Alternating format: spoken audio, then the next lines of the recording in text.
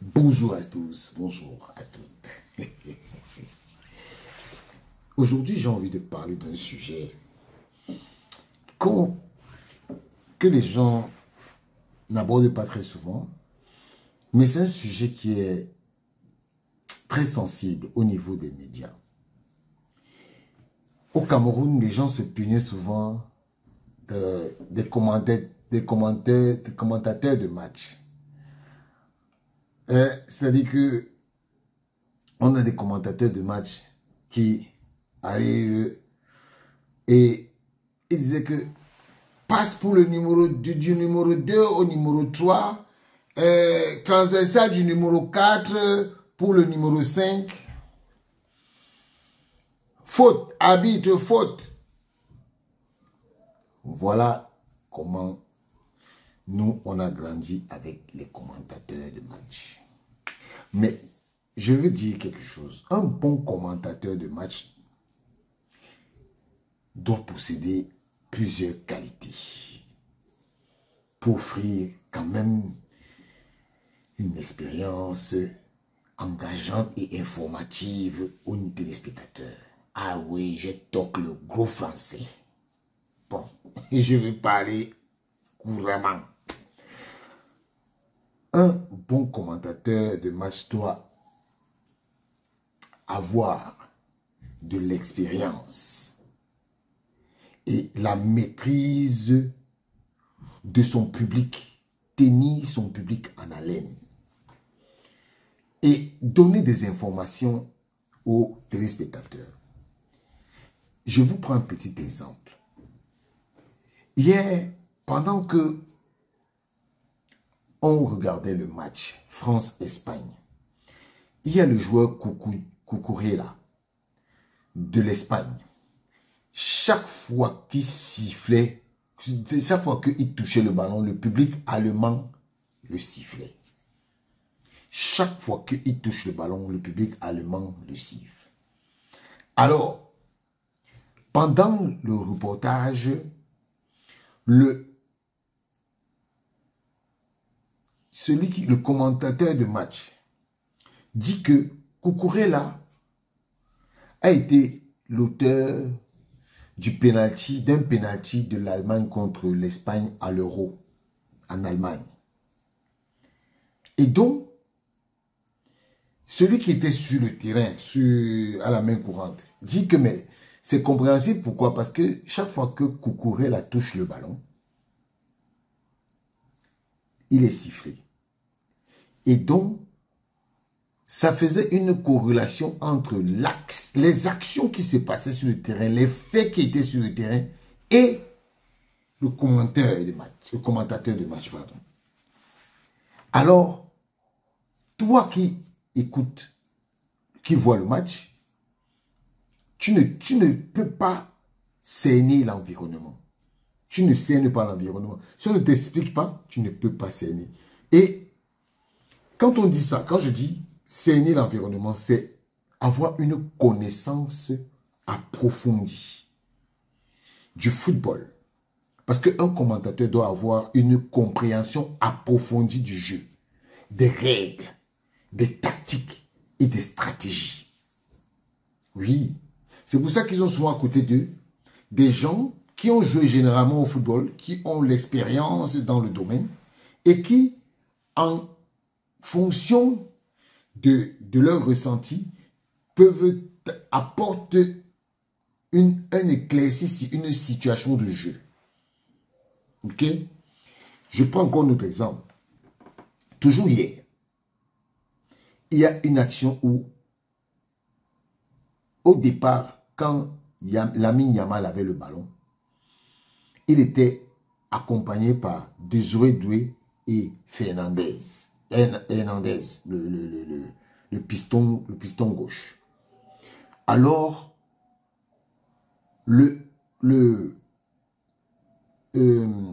celui qui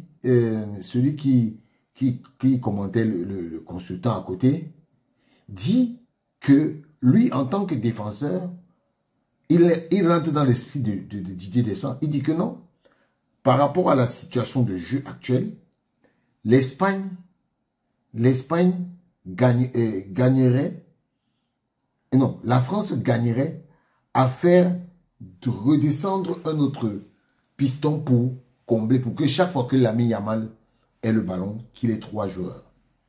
Alors, celui-là, il a permis d'analyser des actions des joueurs et des équipes de manière précise.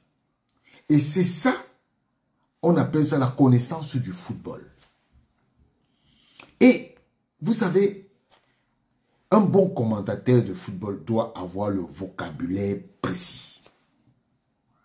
Parce que quand tu as un vocabulaire précis, un vocabulaire riche, pour décrire les actions sur le terrain, ça fait en sorte que tu as une capacité de nommer les mouvements, les passes, les tirs, les tactiques spécifiques.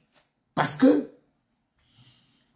quand, par exemple, un commentateur de match te dit Kylian Mbappé, Kylian Mbappé, Kylian Mbappé, oh, Kylian Mbappé, Kylian Mbappé, il ne t'apporte aucune information. Et généralement, les commentateurs au Cameroun pensent que c'est en criant comme ça. Kylian Mbappé, Kylian Mbappé, Kylian Mbappé, oh, oh. Ce n'est pas le commentaire de match. Ce n'est pas le commentaire de match. Ok? Le commentaire de match, c'est Kylian Mbappé passe pour tel, passe pour tel. Voilà. Ballon pour tel, ballon pour tel, ballon pour tel. Ce n'est pas ça. Alors, vous savez, dans un bon commentaire de match, le commentateur doit être objectif et impartial. Parce que, vous savez, quand même on est en tribune de presse, nous les journalistes, on nous interdit d'avoir des émotions. Un journaliste qui est en tribune de presse, je parle d'abord du journaliste qui est en tribune de presse, doit avoir un comportement, il ne doit pas avoir un comportement de supporter. Il doit avoir un comportement impartial et objectif. Parce que, normalement, un bon commentateur de match doit éviter les biais en faveur d'une équipe ou d'une autre. Cela va aider à sa crédibilité et à la confiance du public. Parce que vous ne savez pas qui vous suit. Vous voyez généralement des gens je vois ça aussi même ici en France. Hein. Remarquez, par exemple, ceux qui font les commentaires du match du PSG. Ils sont, quand je veux dire ça, ils sont dans l'émotion. Quand on mène le PSG, ils ont un ton. Quand le PSG mène, ils ont un autre ton. Ce n'est pas comme ça que ça se passe. Alors, il faut savoir aussi que un bon commentateur de match a la capacité de vous raconter une histoire. C'est de ça que je vous parlais tout à l'heure. Parce que un commentateur de match est capable de captiver son auditoire par une histoire autour d'un match en mettant en avant, par exemple, des moments clés exceptionnels d'un joueur ou des moments dramatiques, ce qui n'est pas souvent recommandé. Ce qui n'est pas souvent recommandé parce que les moments, peut-être, je prends un exemple, on est au stade de Gélan, dans un match du Cameroun, le commentateur de match peut faire un biais d'histoire en parlant de la mort de Marc-Vivien Foé, mais il ne doit pas s'attarder dessus.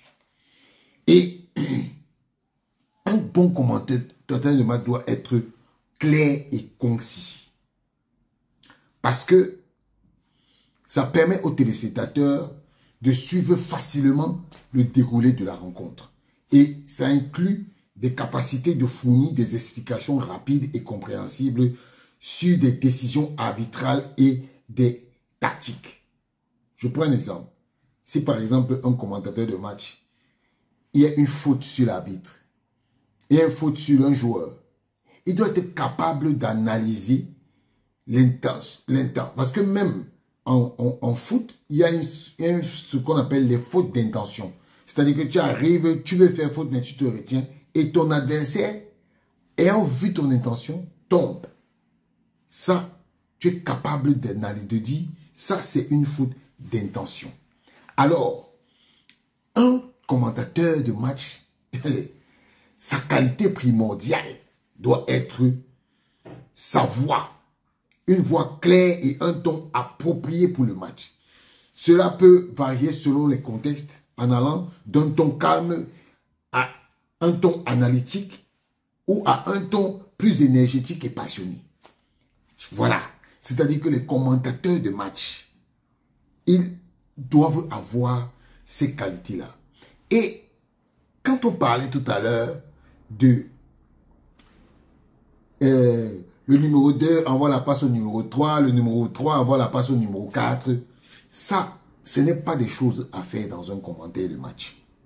Parce qu'un bon commentateur de match doit avoir la connaissance du joueur et des équipes. Et même parfois des tactiques.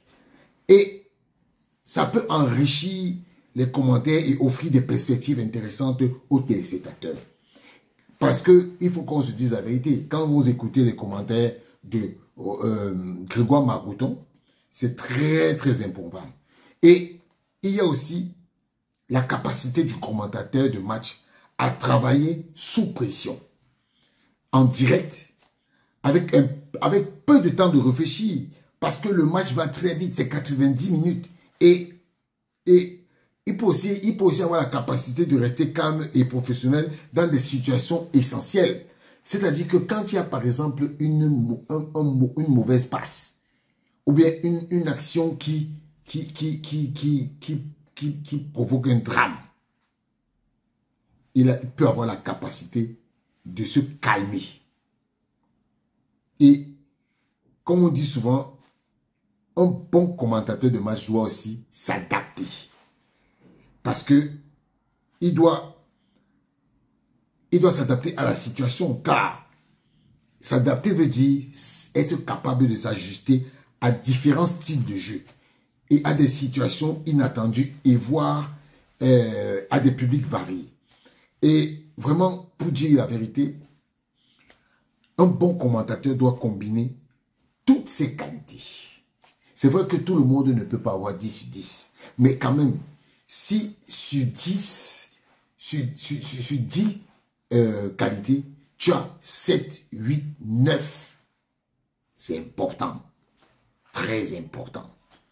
Alors, je voulais dire ça pourquoi? Parce que j'ai écouté un commentaire de match sur une chaîne camerounaise. Je ne vais pas citer le nom. C'était catastrophique. S'il vous plaît, les commentateurs de match camerounais, évitez de sortir les mots, les mbolés, les mots communs, s'il vous plaît. Et j'ai oublié, un bon commentateur de match doit avoir un langage soutenu, approprié. C'est-à-dire qu'un langage mi-soutenu, mi-commun. Il est au milieu là, pour que tout le monde puisse se comprendre. Mais il ne faut pas aller au bas de l'échelle. Parce que ce n'est pas, vous ne connaissez pas qui vous écoute. En tout cas, c'était ma contribution. Moi, je parle des qualités du commentateur de match que je connais. Maintenant, c'est à vous de voir.